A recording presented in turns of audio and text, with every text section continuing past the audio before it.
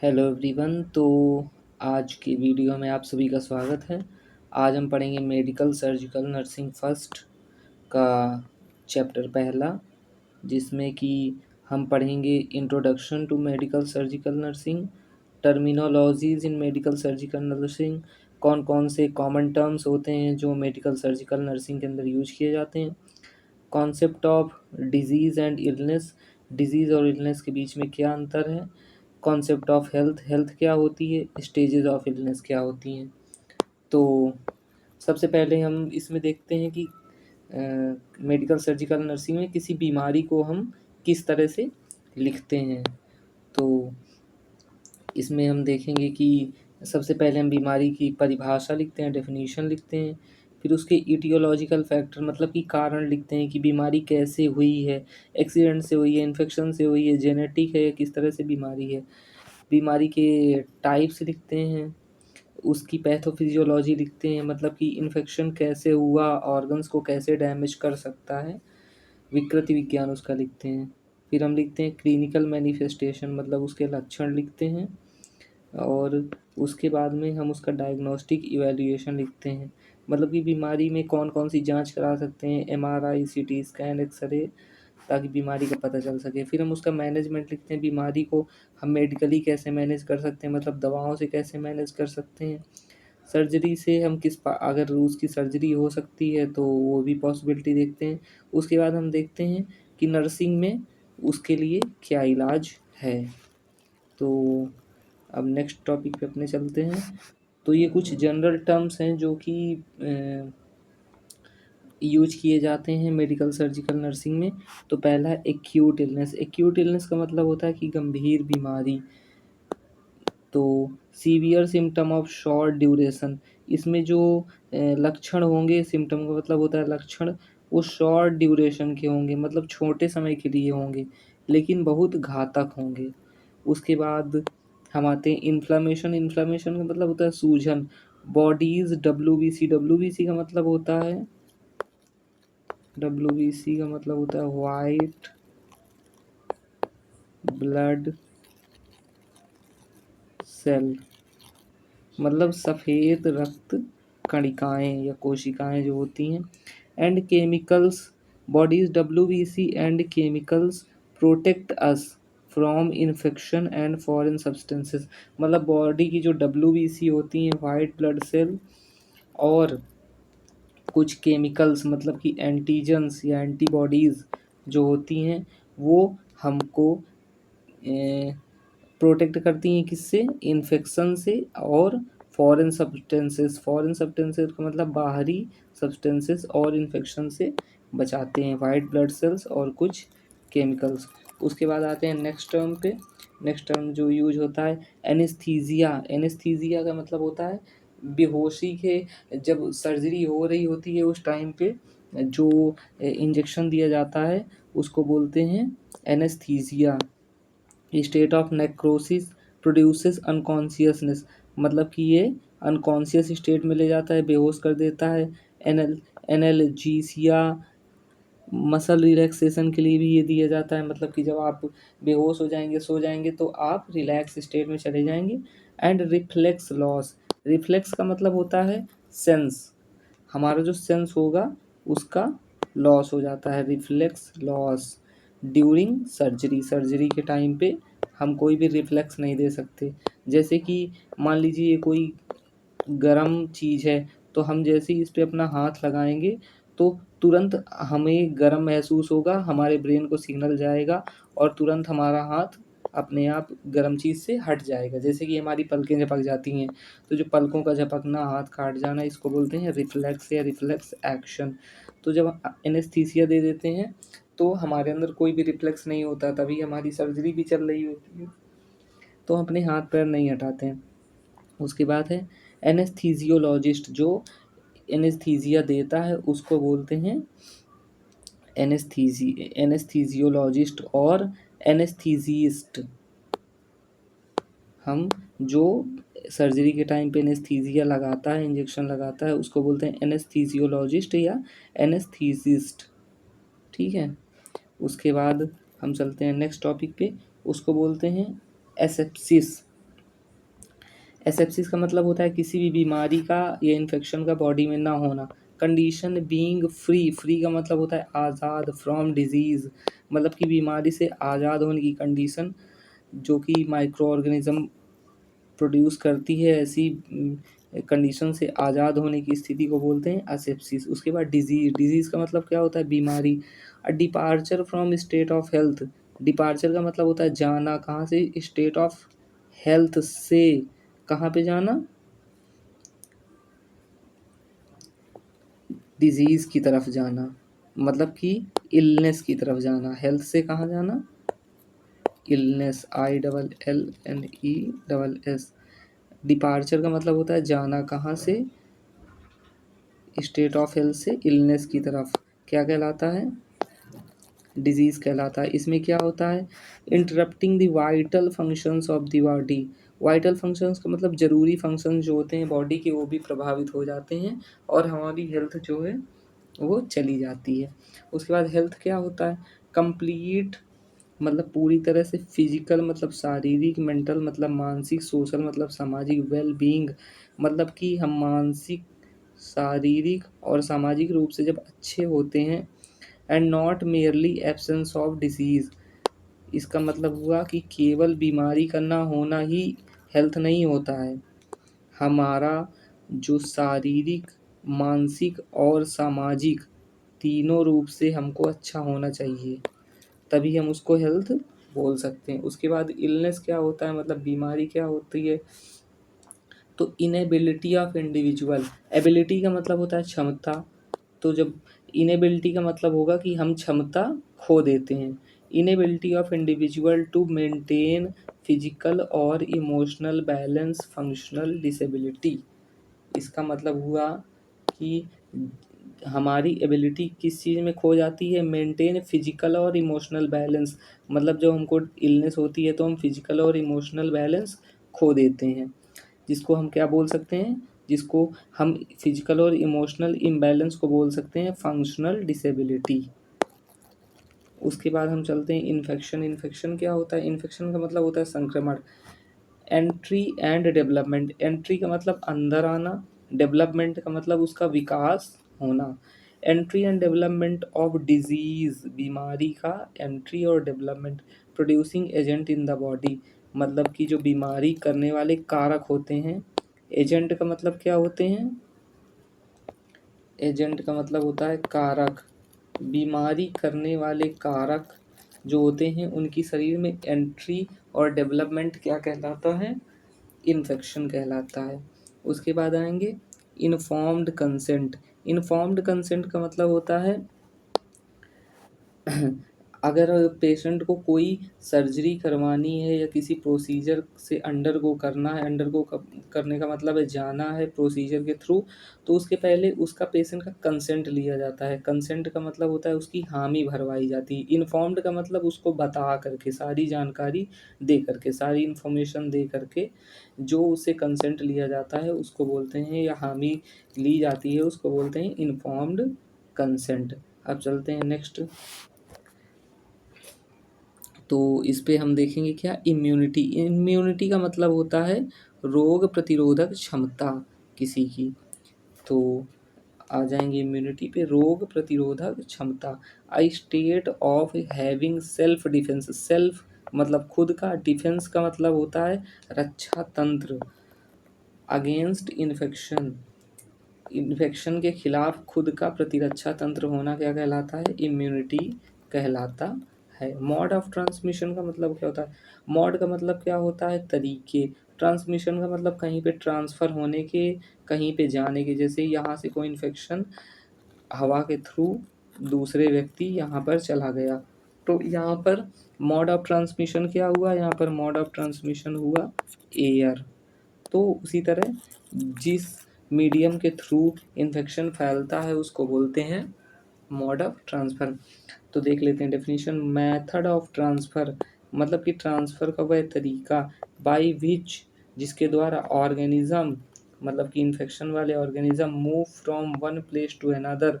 Move का मतलब जाते हैं, वन प्लेस टू अनदर मतलब एक जगह से दूसरी जगह। उसके बाद क्या बोल देखते हैं, पोर्टल ऑफ एंट्री। एंट्री का मतलब क्या होता है, अंदर जाना। पोर्टल का मतलब प्लेस, तो जिस प्लेस से इन्फेक्शन इंटर करता है उसको बोलते हैं portal of entry. Opening, opening का मतलब खुली जगह। विच अलाउ, जो कि अलाउ करती है। To enter in a host, जो कि अलाउ करती है enter in a host. Enter किसको इंटर करने के लिए, इन्फेक्शन या फिर माइक्रो ऑर्गेनिज्म को एंटर करने के लिए। होस्ट कौन होता है, होस्ट जिसके अंदर इन्फेक्शन हो रहा होता है उसको बोलते हैं होस्ट। उसके बाद पोर्टल ऑफ एग्जिट, एग्जिट का मतलब होता है बाहर निकलना। तो पोर्टल का मतलब जगह या ओपनिंग, तो जहाँ से इन्फेक्शन बाहर निकलता है उसको बोलते हैं portal of exit. Place to leave the reservoir, reservoir किसको बोलते हैं, होस्ट जिसके अंदर इन्फेक्शन चल रहा होता है उसी को रिजर्वायर या होस्ट बोलते हैं। तो जहाँ से इन्फेक्शन निकल जाता है होस्ट से उसको बोलते हैं पोर्टल ऑफ एग्जिट। उसके बाद पेरी ऑपरेटिव फेज क्या होता है, जब हमारी सर्जरी हो रही होती है, जब हम सर्जरी से अंडरगो करते हैं उस टाइम पे जो जो फेज़ होते हैं उनको बोलते हैं, सबको मिला के बोलते हैं पेरी ऑपरेटिव फेज़। अब पेरी ऑपरेटिव फेज़ में period of time that constitutes surgical experience, जब हमारी सर्जरी चल रही होती है उस टाइम पे जो फेज़ होता है उसको बोलते हैं perioperative phase. Perioperative phase 3 stages में देखने को मिलता है। पहली स्टेज है पेरी ऑपरेटिव, ऑपरेशन या सर्जरी से पहले की स्टेज या टाइम पीरियड, उसको क्या बोलेंगे, ऑपरेशन से पहले की जो टाइम पीरियड होगा उसको बोलेंगे पेरी ऑपरेटिव। इंट्रा ऑपरेटिव मतलब time period during surgery, surgery जब चल रही होती है उस टाइम पीरियड को बोलते हैं इंट्रा ऑपरेटिव। उसके बाद पोस्ट ऑपरेटिव प्लेस, वो टाइम पीरियड ये स्टेज आफ्टर सर्जरी, सर्जरी के बाद का टाइम पीरियड, सर्जरी के बाद की स्टेज का मतलब होता है अवस्था। तो जो सर्जरी के बाद की टाइम पीरियड या अवस्था होती है उसको बोलते हैं पोस्ट ऑपरेटिव। उसके बाद reservoir, place with in which the micro organism thrive and reproduce. Place मतलब वह जगह, विद इन विच जहाँ पर माइक्रो ऑर्गेनिज्म मतलब कि इन्फेक्शन, माइक्रो ऑर्गेनिज्म का मतलब इन्फेक्शन, थ्राइव का मतलब पनाह लेना, मतलब कि वहाँ रहना, पनाह लेना। रिप्रोड्यूस का मतलब कि प्रजनन करना, प्रजनन करना, उसको क्या बोलेंगे, रिजर्वायर। रिजर्वायर को हम और क्या बोल सकते हैं, रिजर्वायर को हम और बोल सकते हैं होस्ट। ठीक है, रिजर्वायर को हम बोल सकते हैं होस्ट, मतलब जहाँ पर इन्फेक्शन पनाह लेता है वहीं पर रिप्रोड्यूस करता है। जैसे कि टाइफाइड हमारे इंटेस्टाइन में पनाह लेता है और वहीं पर रिप्रोड्यूस करता है। उसके बाद ससेप्टिबल होस्ट, ऐसा व्यक्ति जो कि माइक्रो ऑर्गेनिज्म या इन्फेक्शन की एंट्री को रोक सकता है, मतलब कि उसका इम्यूनिटी इतना मजबूत है कि उसके अंदर इन्फेक्शन नहीं होगा। A person who can resist का मतलब होता है टू स्टॉप, मतलब रोकना, जो कि इन्फेक्शन की एंट्री को रोक सकता है या बर्दाश्त कर सकता है। The entry of micro organism, जहाँ पर भी माइक्रो ऑर्गेनिज्म आएगा उसका मतलब होगा इन्फेक्शन से, उसका मतलब होगा इन्फेक्शन से। उसके बाद टर्मिनल इलनेस, ऐसी बीमारी जो कि विच इज़ कंसीडर्ड, जिसको कि माना जाता है या कंसीडर किया जाता है, एक्सट्रीमली मतलब बहुत ज़्यादा, फेटल का मतलब घातक, और इनक्यूरेबल, क्यूरेबल का मतलब होता है ठीक होने वाली, तो इनक्यूरेबल, इन लग गया, इनका मतलब जिसको हम ठीक नहीं कर सकते, ऐसी बीमारी को क्या बोलते हैं, टर्मिनल इलनेस। ट्रेंड का मतलब होता है बदलाव, जैसे कि हम बोलते हैं कि कपड़ों में नया ट्रेंड आया है, मतलब नया फैशन आया है, नया बदलाव आया है। तो जब किसी चीज़ में नया फैशन या नया बदलाव आते हैं उसको बोलते हैं ट्रेंड, मतलब मूवमेंट और चेंज, उसको बोलेंगे ट्रेंड। जिसको गांव की भाषा में बोलते हैं फैशन, न्यू फैशन। उसके बाद वुंड, वुंड का मतलब होता है घाव। It is the disruption in continuity of body. यहाँ पर क्या है, कंटिन्यूटी, ये जो स्पेलिंग है ये क्या है, CONTINUITY। It is the disruption, disruption का मतलब होता है डिस्टरबेंस, DISTURBANCE, डिस्टरबेंस। मतलब कि जब हमारे, जैसे मान लीजिए पैर है, यहाँ पर कोई घाव हो गया, तो यहाँ पर क्या आया, कंटिन्यूटी, मतलब जो लगातार चली आ रही थी स्किन, उसके बीच में एक डिसरप्शन आ गया, डिस्टरबेंस आ गया का बॉडी के स्ट्रक्चर में और या फिर स्किन में, उसी को क्या बोलते हैं, वुंड बोलते हैं। वुंड का मतलब होता है घाव। तो इसकी डेफिनेशन ये होगी। उसके बाद चलते हैं नेक्स्ट टॉपिक में। नेक्स्ट टॉपिक है concept of disease and illness, बीमारी का सिद्धांत या फिर इलनेस। डिजीज, इलनेस, सिकनेस, तीनों के बीच में अंतर बताया गया।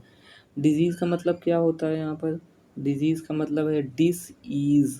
डिस ईज का मतलब इजी, इजी का मतलब होता है जो बहुत आसान हो। डिस ईज मतलब अब कुछ, मतलब अब आसान नहीं है। Dis ease without ease, something wrong with bodily function, मतलब बॉडी के फंक्शन ठीक नहीं हैं, उसको क्या बोलते हैं, डिजीज।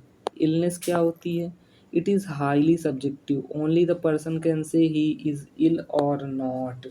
इसका मतलब क्या होता है, इलनेस में क्या होता है कि पर्सन खुद से बता सकता है कि वह बीमार है कि नहीं।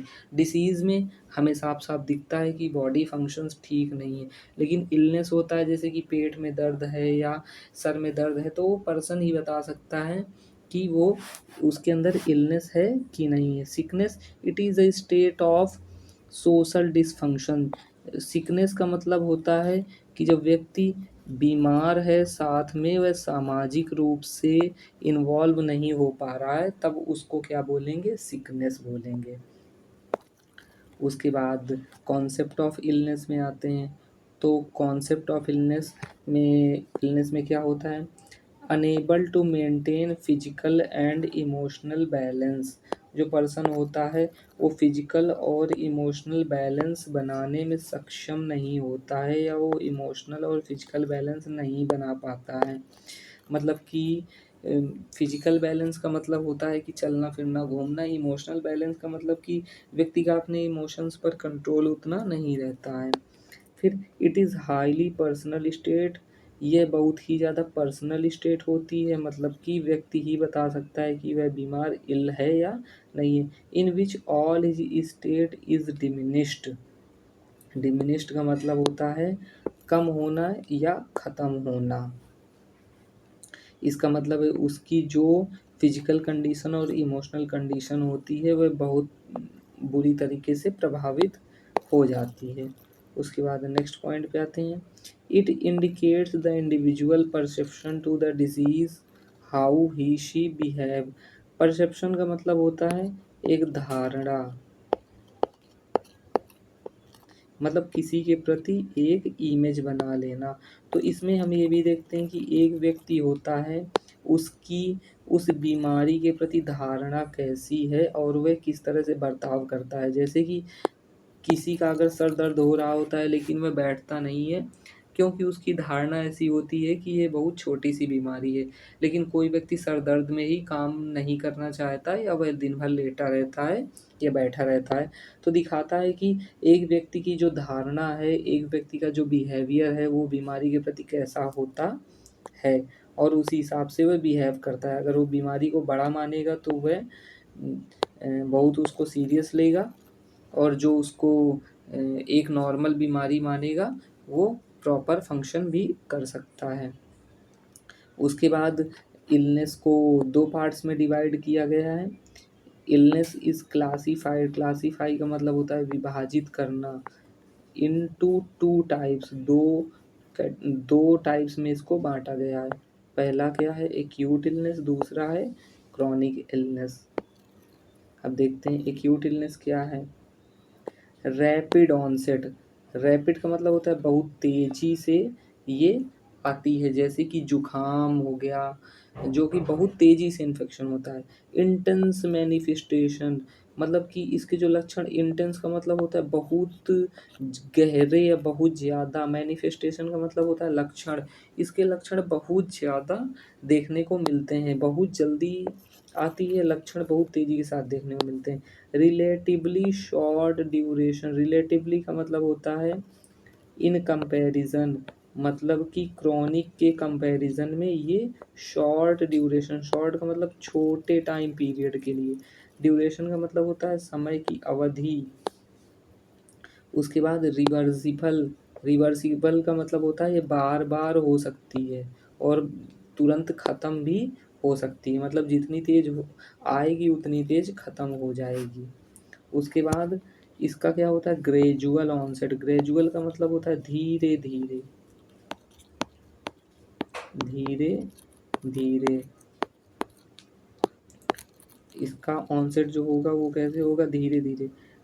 लाइफ लॉन्ग चेंजेस, ये जिंदगी भर लगभग चलती रहती, यूजुअली इरिवर्सिबल, एक बार हो गई तो ख़त्म नहीं होती, जैसे कि बहुत कम ही ख़त्म हो पाती है, जैसे कि कैंसर, एग्जाम्पल में कैंसर। उसके बाद चलते हैं नेक्स्ट टॉपिक पे। तो कॉन्सेप्ट ऑफ डिजीज़ इसमें बताया गया है। तो कॉन्सेप्ट ऑफ डिजीज़ हम देखते हैं। Medical term describing alternation in structural and functional function of the body resulting in reduction of the lifespan। Medical term, disease एक ऐसा मेडिकल टर्म है, क्या डिस्क्राइब करता है, क्या एक्सप्लेन करता है, अल्टरनेशन इन स्ट्रक्चरल, अल्टरनेशन का मतलब होता है, अल्टरनेशन का मतलब होता है अपने ओरिजिनल फॉर्म से बदल जाना। जैसे कि हमारा हाथ टूटा तो उसका जो ओरिजिनल शेप है उससे वो थोड़ा, मान लीजिए टेढ़ा हो गया, तो हम बोलेंगे ये अपने ओरिजिनल शेप से अल्टर हो गया। Alternation structural and functions of the body, मतलब कि जब डिजीज होगी तो हमारा थोड़ा सा फिजिकल स्ट्रक्चर भी अल्टर हो जाएगा, एंड और साथ में क्या होगा, and functions of the body, और बॉडी के फंक्शंस भी थोड़े से बदल जाएंगे, जैसे कि नींद कम आना या ज़्यादा आना, बॉडी में वीकनेस का हो जाना या कुछ भी। Resulting in reduction of the life span, जिससे क्या होता है कि एज अ रिजल्ट क्या होता है, मतलब इसके कारण क्या होता है, रिडक्शन का मतलब कम हो जाना, लाइफ स्पैन का मतलब जीवन की अवधि, इससे हमारा जो जीवन की अवधि होती है वो कम हो जाती है, मतलब हम कम दिन जिंदा रहेंगे अगर बार बार हमको कोई डिजीज़ हो रही है तो। उसके बाद डिजीज़ हैज़ मैनी शेड्स, मतलब डिजीज़ के कई सारे टाइप्स हो सकते हैं, जिसमें कि पहला है सब क्लिनिकल, जिसके अंदर क्या आता है सीवियर मैनिफेस्टेशन, जिसको कि हम इलनेस बोलते हैं, जो कि अभी हम देख करके आए हैं। सीवियर मैनिफेस्टेशन का मतलब होता है कि बहुत ज़्यादा गहरे लक्षण होना, जिसको कि हम इलनेस भी देख सकते हैं। सम इंसीडियसली, इंसीडियसली का मतलब होता है घातक, कुछ बीमारियां बहुत घातक होती हैं। सम डिजीज़ करियर स्टेट, कुछ बीमारी ऐसी होती हैं जो कि डिजीज़ करियर होती हैं, मतलब कि उनकी जो स्टेट होती है वो कभी ख़त्म नहीं होती है। उसके बाद some organism can cause more than one clinical manifestation, कुछ जो हमारे इन्फेक्शन वाले एजेंट होते हैं या ऑर्गेनिज्म होते हैं वो क्या करते हैं, कैन कॉज, वो कॉज करते हैं, मतलब कि वो करते हैं क्या, मोर देन वन, एक से ज़्यादा, क्लिनिकल मैनिफेस्टेशन का मतलब एक से ज़्यादा लक्षण दिखाते हैं। जैसे कि जब हमें जुखाम होती है तो साथ में बुखार भी आता है, जबकि उसके लिए केवल एक बैक्टीरिया जिम्मेदार होती है। कुछ बीमारियां थोड़े समय के लिए होती हैं जिनको बोलते हैं शॉर्ट कोर्स डिसीजेस, कुछ होती हैं लॉन्ग कोर्स डिजीजेस। उसके बाद कॉज ऑफ डिजीज़ क्या होता है, बीमारी का कारण क्या होता है वो देखते हैं। मैकेनिकल कॉज होते हैं, तो हम देखते हैं मैकेनिकल कॉज, जैसे कि मान लीजिए हम बेड पर लेटे लेटे बीमार हो जाते हैं कभी कभी, या फिर हमको चोट लगने से हम बीमारी आ सकती है, इंजरी की वजह से भी हम बीमार हो सकते हैं। तो ये कैसे होते हैं, मैकेनिकल कॉज होते हैं। उसके बाद दूसरे आते हैं बायोलॉजिकल कॉज, जिसमें कि क्या होते हैं, जेनेटिक, जैसे कि हमारे माँ बाप से आनुवांशिक जो हमें मिले होते हैं, या फिर हमारी बॉडी वीक होती है, या फिर हमको हीमोग्लोबिन की कमी होती है, बायोलॉजिकल कॉज होते हैं। उसके बाद नॉर्मेटिव कॉज वो होते हैं जिसमें कि पर्सन ऐसा मान लेता है कि वह बीमार है और इससे बीमारी बढ़ जाती है क्योंकि वो अपने मन के अंदर मान चुका होता है, उसको बोलते हैं नॉर्मेटिव कॉज। फिर आते हैं न्यूट्रिशनल कॉज, प्रॉपर डाइट का ना मिलना भी बीमारी लाता है, जो कि हुआ न्यूट्रिशनल कॉज। उसके बाद इन्वायरमेंटल कॉज, जैसे कि ज़्यादा धूप, गर्मी या बारिश की वजह से भी कभी कभी बीमारी आती है, वो होते हैं इन्वायरमेंटल कॉज। उसके बाद हम देखेंगे कॉन्सेप्ट ऑफ हेल्थ में हेल्थ की जो होंगी वो 3 फीचर्स होते हैं। पहला क्या होगा, फ्री फ्रॉम डिजीज़ और सिकनेस, किसी भी तरह की बीमारी या सिकनेस से मुक्त होना। ये क्या हुआ, ये हुआ पहला, ये हुआ पहला, ये हुआ दूसरा, ये तीसरा। तो चलिए दूसरा देखते हैं। तो दूसरा, परफॉर्म डेली एक्टिविटीज़, अपने रोज के जो काम है, रोजमर्रा के काम। डेली एक्टिविटीज़ का मतलब रोज वाले काम, जैसे कि नहाना धोना, ब्रश करना, ये सब वो आराम से कर पाता है। एडजस्टेड इन सोशल लाइफ, अपनी सामाजिक जीवन में अच्छी तरह से एडजस्ट है। तो ये तीनों हो गए कॉन्सेप्ट ऑफ हेल्थ। उसके बाद डेफिनेशन देख लेते हैं। Health is the state of physical, mental and social wellbeing, मतलब हेल्थ जो है वह तीनों स्टेट का वेलबींग है, मतलब तीनों एस्पेक्ट ऑफ लाइफ, फिजिकल भी, शारीरिक, मेंटल मानसिक, और सोशल सामाजिक wellbeing. Not merely the absence of disease और इन्फर्मिटी, डिजीज को और क्या बोलते हैं, अनफिरमिटी, केवल बीमारी का ना होना ही नहीं, उसके साथ में हम शारीरिक, मानसिक एवं सामाजिक रूप से अच्छा फील करें, अच्छे सेटल्ड हों, उसको हेल्थ बोलते हैं। उसके बाद हम चलते हैं अगले टॉपिक पर, जो कि साइन ऑफ गुड हेल्थ, अच्छी सेहत के क्या साइंस होते हैं ये देखते हैं। फिजिकल हेल्थ के साइंस पहले देखेंगे। एनाटॉमिकली पार्ट्स इंटैक्ट, एनाटॉमी मतलब क्या होता है, जैसे कि हमारे 2 हाथ, ये हमारा पेट हो गया, ये सिर है, जो हमारे सारे पार्ट्स होंगे अपनी जगह पर हैं, कुछ भी खराब नहीं है, सारे ऑर्गन्स प्रॉपर फंक्शन कर रहे हैं, इसको बोलते हैं anatomy.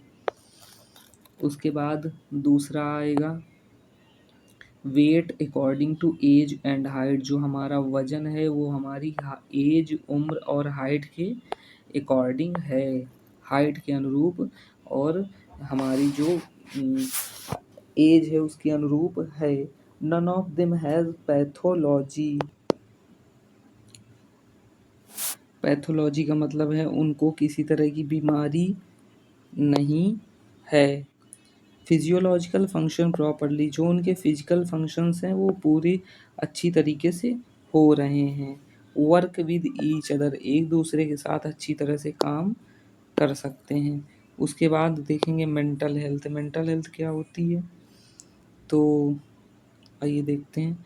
Free from worriness and relax, worriness का मतलब होता है टेंशन, रिलैक्स का मतलब होता है आराम करना। तो जो हेल्दी माइंड होगा वो वरी मतलब टेंशन से मुक्त होगा और रिलैक्स करेगा। उसके बाद ability to perceive the things as they are, perceive का मतलब होता है महसूस करना। तो हमारे अंदर ये क्षमता होने की जो चीज़ें जैसी हैं हम उनको वैसे ही महसूस कर सकें। इसका मतलब है कि हम ज़्यादा इमोशनली किसी चीज़ से कनेक्ट नहीं हों, इससे हम ज़्यादा प्रभावित नहीं होते। Judgement between good and bad.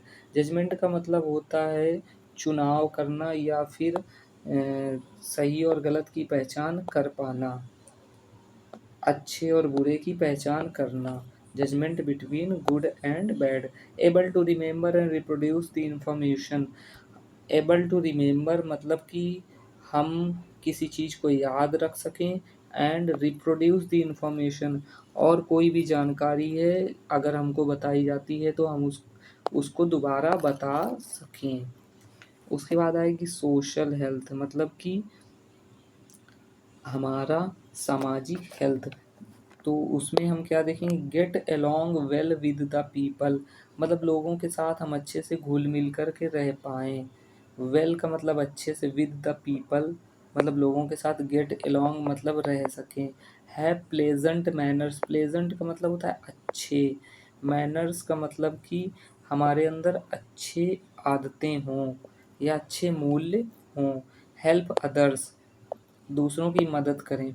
Fulfil the responsibility towards others, fulfil का मतलब होता है पूरा करना, रिस्पॉन्सिबिलिटी का मतलब जिम्मेदारी, टुवर्ड्स अदर्स मतलब दूसरों के प्रति अपनी जिम्मेदारी को पूरा करें। कॉन्सेप्ट ऑफ हेल्थ क्या है? कॉन्सेप्ट ऑफ हेल्थ देखते हैं, मतलब हेल्थ के सिद्धांत देखते हैं, हेल्थ की अवधारणा देखते हैं।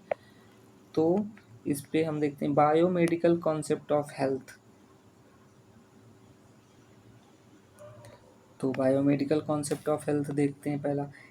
तो इसमें पहला बताया गया, illness occurs due to entry of pathogenic organism in body.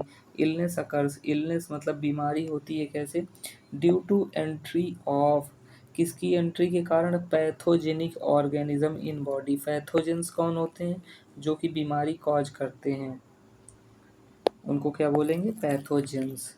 उसके बाद सेकंड पॉइंट क्या आएगा, other factors are not considered, और कोई फैक्टर बीमारी के लिए, हेल्थ के लिए कंसीडर नहीं किया जाता।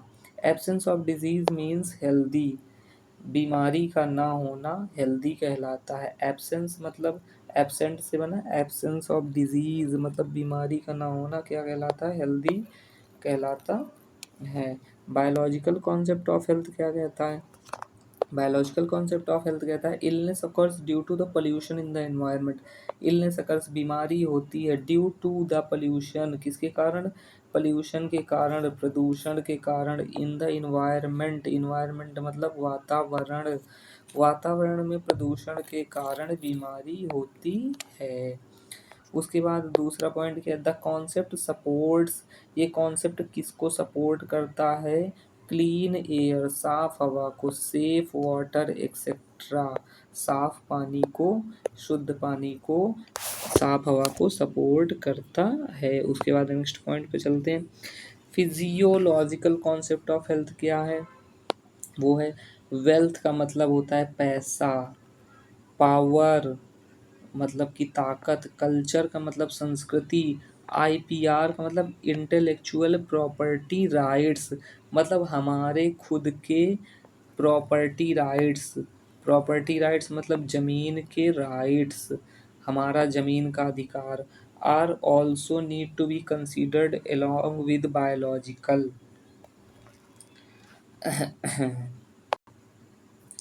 यहाँ पर आईपीआर का फुल फॉर्म थोड़ा चेंज कर लीजिए, मैंने गलती से वो गलत लिख दिया है। तो आईपीआर का फुल फॉर्म होगा इंटर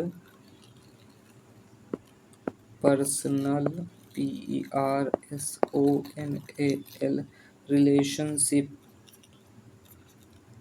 रिलेशनशिप्स।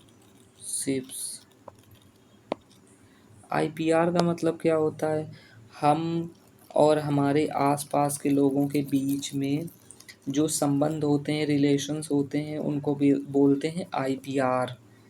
तो हम यहाँ पर क्या क्या देखेंगे, वेल्थ का मतलब पैसा, पावर, कल्चर का मतलब संस्कृति, या IPR interpersonal relationships are also need to be considered.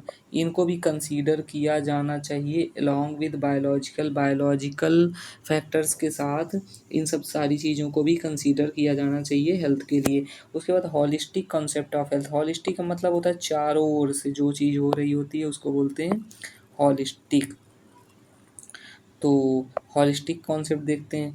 तो हॉलिस्टिक कॉन्सेप्ट में देखा जाता है our body, our mind, our emotions, हमारा शरीर, हमारा माइंड, मन, दिमाग, आवर इमोशंस, हमारी भावनाएं, एंड आवर स्पिरिट। स्पिरिट का मतलब हमारी आत्मा, आर इंक्लूडेड।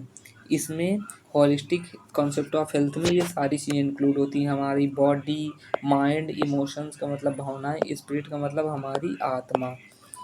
उसके बाद अगला पॉइंट क्या है, it develops the balance between the aspects of life. ये जीवन के हर पहलू के बीच में बैलेंस स्थापित करने में मदद करता है। डेवलप्स का मतलब होता है किसी चीज़ का विकास होना। बैलेंस बिटवीन द एस्पेक्ट्स का मतलब होता है हर पहलू पर। डिफरेंट एस्पेक्ट्स मतलब ज़िंदगी के हर पहलू पर ये हमको बैलेंस बनाने में मदद करता है। उसके बाद नेक्स्ट पॉइंट पे चलते हैं, स्टेजेस ऑफ इलनेस क्या होंगे। स्टेजेस ऑफ इलनेस में पहला स्टेज होगा सिम्टम एक्सपीरियंस, मतलब जबकि लक्षण महसूस होते हैं उसको बोलेंगे फर्स्ट स्टेज। इसमें क्या होगा, बिलीव समथिंग इज रॉन्ग, मतलब कि व्यक्ति को ऐसा महसूस होता है। बिलीव का मतलब होता है भरोसा होना। समथिंग इज रॉन्ग, कुछ गलत है, मतलब कुछ गड़बड़ है, कुछ सही नहीं है। पहले stage. Physical experience of symptoms, थोड़े बहुत लक्षण शारीरिक रूप से महसूस होते हैं। इमोशनल रिस्पॉन्स व्यक्ति का इमोशनल रिस्पॉन्स, भावनात्मक रिस्पॉन्स क्या होगा, may consult others and home remedies, दूसरों से अपने लक्षणों के बारे में थोड़ा बहुत घर वर में बता सकता है और घरेलू दवाइयाँ ही करता है। होम रेमेडीज का मतलब घरेलू नुस्खे ही करता है। उसके बाद stage second, assumption of the sick role.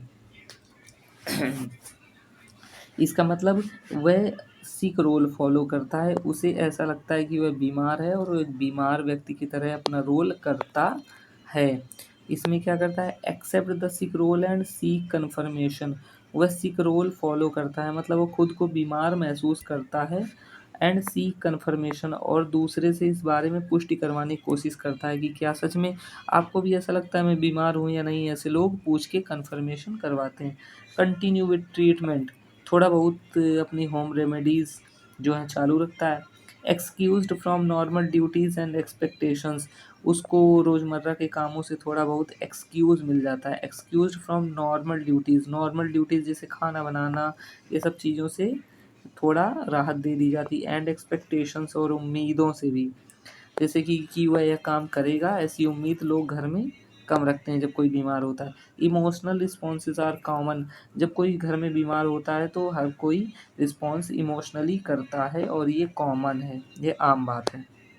उसके बाद नेक्स्ट पॉइंट है, सीक प्रोफेशनल हेल्थ एडवाइस। कभी कभी वह डॉक्टरों की भी मदद लेने की कोशिश करता है। उसके बाद तीसरी स्टेज है क्या, मेडिकल केयर कॉन्टैक्ट। यहाँ पर वह किसी मेडिकल केयर से कांटेक्ट करता है, मतलब कि किसी डॉक्टर से जाके कांटेक्ट करता है। तो देखते हैं, seek advice from health professional. Health professional मतलब होता है अच्छे स्पेशलिस्ट डॉक्टर से जाकर एडवाइस, मतलब कि वह सलाह लेता है। वैलिडेट रियल इलनेस, यहाँ पर वे लोग उसके सही बीमारी की पुष्टि करते हैं, वैलिड करते हैं उसको। एक्सप्लेन इलनेस इन अंडरस्टैंडेबल फॉर्म्स, वो उसको एक्सप्लेन करते हैं उसकी बीमारी इन अंडरस्टैंडेबल। अंडरस्टैंड का मतलब होता है समझना, अंडरस्टैंडेबल का मतलब समझने वाले फॉर्म्स में, समझने वाले टाइप्स में, समझने वाली लैंग्वेज में वो लोग उसको बीमारी समझाते हैं। गेट रीएश्योरेंस, मतलब कि उसको वहाँ से एक गारंटी दी जाती है ठीक करने की, मतलब ऐसा बोला जाता है, एश्योर किया जाता है कि आप ठीक हो जाएंगे। मैं एक्सेप्ट और डिनाय डायग्नोसिस, वह जांच के लिए हाँ भी कर सकता है या मना भी कर सकता है। एक्सेप्ट का मतलब होता है हाँ करना, डिनाई का मतलब होता है मना कर देना। Stage fourth, development client role. यहाँ पर वो क्लाइंट बन जाता है उसी डॉक्टर का। क्लाइंट का मतलब होता है जो व्यक्ति दूसरे के पास जाता है कोई सर्विस लेने, उसको क्लाइंट बोलते हैं। Become dependent on the professional for help, वह डॉक्टर पर डिपेंडेंट हो जाता है। प्रोफेशनल का मतलब डॉक्टर पर डिपेंडेंट हो जाता है हेल्प के लिए, मदद के लिए। उसके बाद नेक्स्ट है रिकवरी और रिहैबिलिटेशन। यहाँ पर पेशेंट की रिकवरी, जब वो दवा लेता है तो उसकी रिकवरी चालू हो जाती है। रिलिंक्विश द डिपेंडेंट रोल, यहाँ पर वो डिपेंडेंट रोल को अपने इंजॉय करता है प्रोफेशनल के साथ में। फिर resume former roles and responsibilities, ठीक होने के बाद वो अपने फॉर्मर मतलब पहले वाले रोल्स जो होते हैं, अगर वह एक माँ है तो खाना बनाएगी, जिम्मेदारियाँ अपनी रोल और रिस्पॉन्सिबिलिटीज़ को फिर से रिज्यूम कर लेती है, फिर से करने लगती है। Long term responsibility, permanent disability, need adjustment. अगर किसी को परमानेंट कोई डिसेबिलिटी हो जाती है, डिसेबिलिटी का मतलब होता है किसी काम को ना कर पाने की जो क्षमता होती है वो ख़त्म हो जाती है, मतलब अक्षम हो जाता है व्यक्ति, उसको बोलते हैं डिसेबिलिटी। जैसे कि किसी का पैर टूट जाना जिससे वो दोबारा चल नहीं सकता, बैठ नहीं सकता, कमर टूट जाना। तो अगर ऐसा कुछ हो जाता है तो व्यक्ति को एडजस्टमेंट करना पड़ता है। Long term responsibility, permanent disability, need adjustment, ये पॉइंट ज़्यादा इम्पोर्टेंट है। Permanent disability needs adjustment. उसके बाद नेक्स्ट पॉइंट देखते हैं, इम्पैक्ट ऑफ इलनेस। बीमारी के क्या क्या इम्पैक्ट होते हैं, मतलब साइड इफ़ेक्ट्स क्या क्या होते हैं। तो बिहेवियोरल एंड इमोशनल चेंजेस। बिहेवियोरल का मतलब होता है आदत में बदलाव आ जाता है। इमोशनल चेंजेस मतलब कि व्यक्ति की भावनाएं भी बदल जाती हैं।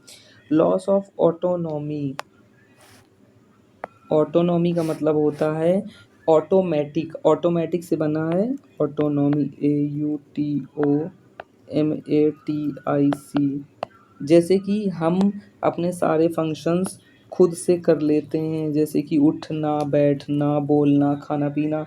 तो कभी कभी व्यक्ति बीमार होने के बाद अपनी ऑटोनॉमी खो देता है, वह खुद से उठ बैठ नहीं पाता है सही से।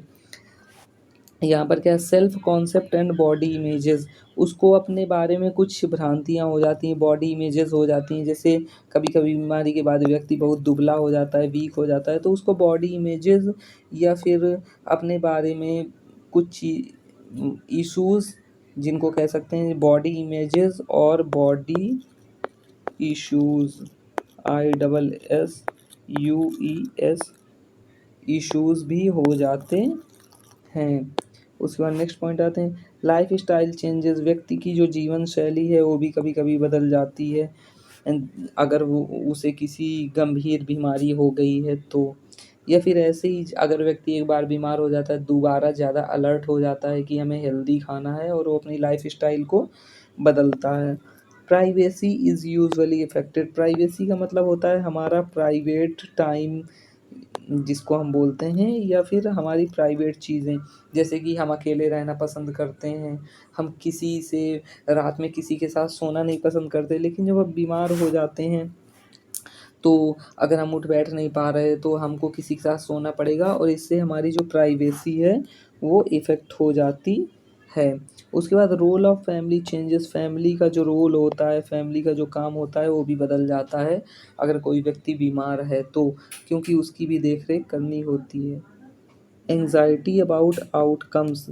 आउटकम होता है किसी चीज़ का प्रभाव, तो जो हमारी बीमारी होती है उसके क्या प्रभाव पड़ेंगे, उसके खिलाफ भी लोगों के अंदर घबराहट रहती है। फाइनेंशियल प्रॉब्लम्स मतलब पैसे की भी दिक्कत समझ में आती है कभी कभी। लोनलीनेस का मतलब अकेलापन होता है। चेंज इन सोशल लाइफ, हमारी सामाजिक स्थिति भी बदल जाती है, क्योंकि बीमार होने के बाद हम ज़्यादा उठ बैठ घूम फिर नहीं सकते। तो आज के लिए इतना ही। अगर वीडियो अच्छा लगा हो तो kindly like share and subscribe my channel. Thank you.